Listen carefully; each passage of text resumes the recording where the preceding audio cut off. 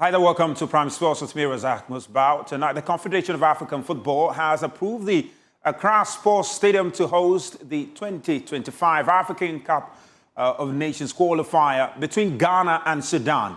The Black Stars face the Falcons of Jeddah on match day 3 of the qualifying series for the tournament to be hosted in Morocco. Now, prior to the approval, CAF had directed the Ghana Football Association to select an alternative venue for the game after the temporary approval of the Barbara Stadium was lifted. Now, CAF inspected both the Cape Coast Stadium and the Accra Sports Stadium last week before eventually turning down the former. Now, latest development suggests that the Accra Sports Stadium has since been approved for the game to be played at. Now, this approval was captured in a letter to the Ghana Football Association General Secretary Prosper Harrison-Ado, and we've got excerpts of that letter for you on your screen. And of course, you see that, and the statement says that, okay, so part of the statement did indicate that specifically the stadium will host the Group F Match Day 3 encounter.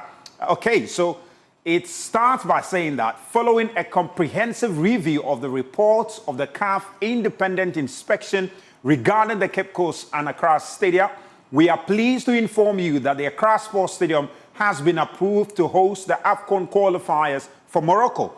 That's the first part of the statement. And it continues by stating specifically it will host the Group F Match Day 3 encounter between Ghana and Sudan, which is scheduled for October 11, 2024. The statement continues that in light of this approval, we kindly request that the Ghana Football Association and the stadium management team prioritize the necessary enhancement to the pitch and other critical areas of the stadium leading up to the match day to ensure an optimal experience for both teams and the attendant fans. The statement in its concluding part says that, of course, so that basically says that they are pleased to note that CAF will continue to closely monitor the readiness of the stadium for this match as well as for future CAF-sanctioned events. So that was the statement from CAF relating to the Accra Sports Stadium, which has since been put together for the game against Sudan. Now, this was a potential national embarrassment that has been avoided because in the event Ghana had played, which appeared to be the likely situation, the country would have played this game outside of the country. But the big question, however, is why the authorities needed to wait for CAF to crack the whip before what needed to be done at the Accra Sports Stadium was done. Fifi Manfred is our colleague with Insure FM in Kumasi, joins me via Zoom. And Fifi, this is a conversation that I'm sure you have been having with your colleagues in Kumasi. Tell me, what has been the reception in Kumasi relating to this directive from CAF that the Accra Sports Stadium can host the Sudan game? Thank you very much, Musbao, and good evening to your viewers. It has been good news for Ghanaians in general, football fans, and then football journalists like myself and yourself who wanted to make sure that the country doesn't go through the final phase of that embarrassment of having to fly out of the country to play in countries like Ivory Coast, Nigeria, Togo, Morocco, to play our game against Sudan. In fact, from the footballing perspective, we all know that that game against Sudan is a very important one, given the fact that we have failed to pick up points in our first 2 opening games of the competition in the lead up to qualify for the next African Cup of Nations. So the doubleheader against Sudan is a very, very important game and we need to win. And we saw how difficult it was for the Black Stars to play away from home in Morocco in a stadium that literally didn't have fans in there. So having to go away to play doubleheaders against Sudan was really going to be a tough one. The fact that we have gotten some confirmation from CAF that we'll be able to play the game, and whilst away from Kumasi, it's still going to be in Ghana, is serious relief for every football fan. It means that we get to watch our Black Stars in our dear country again. We get the Black Stars get to come and play at a home and get the Accra fans to join the Accra Sports Stadium and then support the Black Stars. So initially, I think it's a thing of relief for every football fan in the country. I mean, in terms of the maintenance of the facility, as I mentioned earlier, many were surprised that we had the capacity to execute this kind of work on the Accra Sports Stadium, but I had to wait for CAF to crack the whip before we acted. Of course, we've seen visuals from the Aliu Mahama Sports Stadium, likewise the Cape Coast Stadium, and even the Barbara Sports Stadium, where work is currently underway. What is your hope following this very swift action by the authorities on the facility going forward?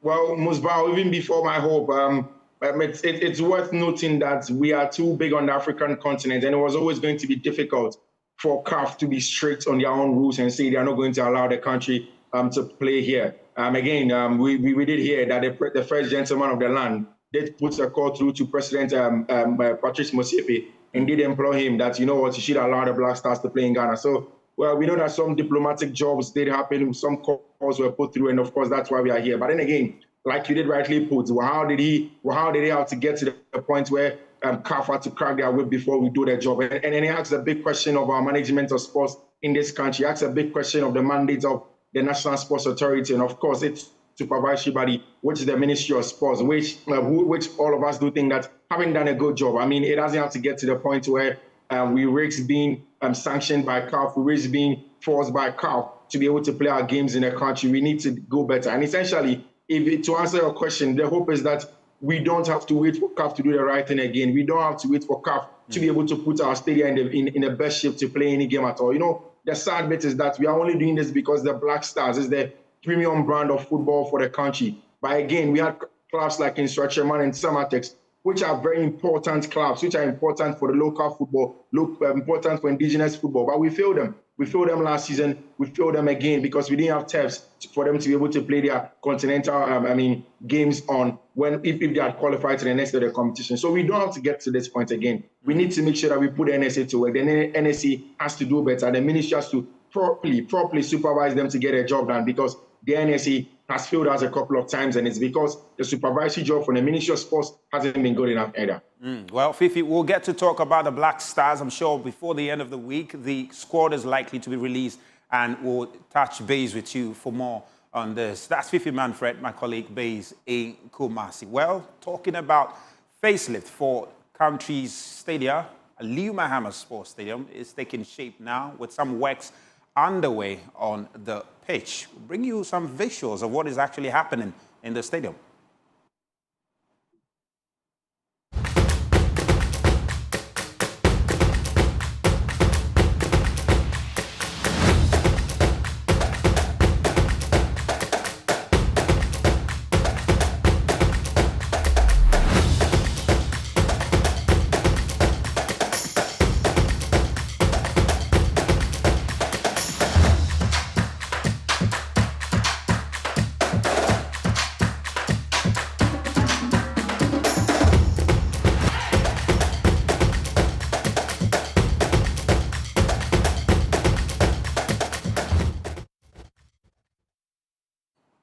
Well, that's the update from the Aliu Mahama Sports Stadium. But there was action in the Ghana Premier League today. Some outstanding games. Kumasi sent Kotoko in action against Nsontreman. They won by 1-0. And Samatex were also in action in Summerboy against Bibiani Gold Stars. And that game ended 1-1.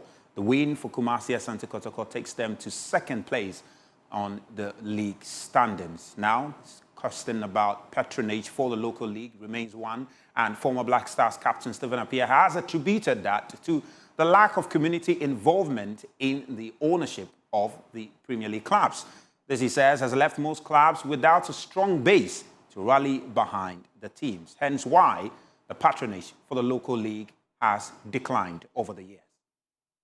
I was so happy to play against the youngsters, and these are the names when you hear. Yes, and all the community come and support them. They own, it's a religion for them. So today, the feeling is not there anymore because you have people who are from Brekum, but they are not supporting the team from Brekum. Different team. But it's difficult because I think those clubs, they don't have the financial to run the club. So you will see them playing second division, third division. They will be there playing every Sunday. So you see the people around the community, they are sad. Last year, my son played for Great Olympics, so I went to watch them. And I was asking myself, I've played on that stadium before. Swedru, All Blacks. And I was like, gone are the days when we used to play here. There were no stand, but stadium is packed. People are standing on the walls. And that's the feel of the game those days. Because when you look around and see people standing on the walls, coming to cheer you, I mean, it will give you 120%, not 100% on the pitch. But it's difficult because they don't have money to run the team anymore. Those teams are not there anymore. Well, those things are indeed not there anymore. But let's talk about something that is there and is budding here on the Ghanaian scene. It's about the gaming event, the Ultimate Pro Gaming Esports, and set to, make its second edition here this year. And the competition is intended to offer a platform for enthusiasts of esports to learn and demonstrate their skills. Now, instead of me is Anthony Boche, who is the founder and CEO, and of course also Kweku Boateng, who is the head of operations. Guys, thanks very much for coming to the studio. Thank you very much for having us. Everybody has played FIFA before. Everybody has played Charlie. Everybody they played Esports. Yeah. Yeah, and the thing that you guys have created a platform where people can come and engage in it competitively is really exciting. Let's first of all talk to me about the Ultimate Pro Gaming event, how it all came about, and second edition. Okay, so Ultimate Pro Gaming event like eSport just came together just to push the talent. Our guys in the eSport tournament part, those playing the FIFA, those who playing the Mortal Kombat and all those tournaments on video games. And we kind of like trying to promote that skill, trying to make a living out of it.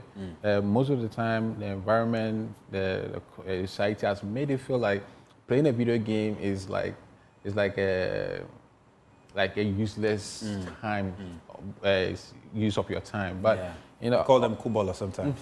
Yeah, he's saying a word though. So the honest truth is like people are actually making money out there. In the US, in the Europe, and something like that. Actually making money. Even in Africa, some of the African countries do have the eSport tournament. In Nigeria, in so much, and they are winning good cash prizes there. So, UPG Ultimate Pro Gaming Esports Agency, its goal is to be able to create an environment to promote a healthy eSport tournament among the youth and across Ghana. Well, you've done it. You did it, and we are currently in the second edition, right? Yes. So this is going to be the second edition. We had the first one in last year. We had the qualifiers, and then we had the final game, which was played at the Social Aviation Center, and all the teams that participated. It was really amazing. If you were there, you'd see how it was. For myself, I had some favorites to win during the qualifiers. But when it got to the finals, man, it all changed. You talk about the teams that participated. Let's talk about how one gets to be part of it. Yes. So we actually roll out, we send it out, and then people, teams register. So 3 players and then 1 manager registers. And once they do that, we play the qualifiers. And after the qualifiers, now the teams that won would now move on to the finals. So where are we now? We are getting ready for what? The next session. So this session is going to have the qualifying phase, and then the finals. Yes. So at this point, are we at the registrations phase now, or is registration closed? Oh, at this point, we are actually at a point where we're promoting the plan for next year. Okay. Next year's plan is to start from the second quarter of the year. And giving enough players to prepare. Right now, they just released the FC25. It's a new FC25, the football version of the esport. And the gamers are playing. They are trying their hand on it to get better at it.